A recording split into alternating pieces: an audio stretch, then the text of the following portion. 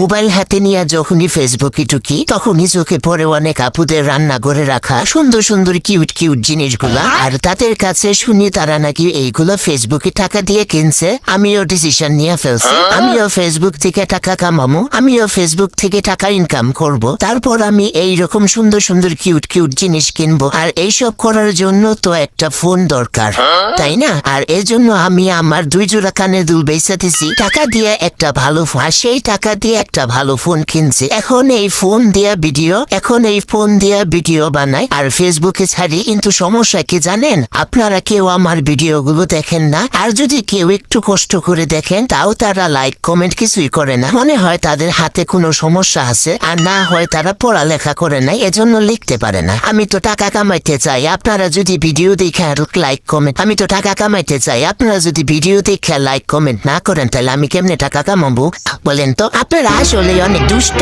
Like দেন আর না দেন সবকিছু আপনাদের মনের খুশি। যাই হোক, মন থেকে সবকিছু আমি বিসর্জন দিয়ে দিছি। এখন আপনারা সবাই সত্যি সত্যি করে একটা কথা বলবেন, দয়া করে বলে যাবেন কিন্তু।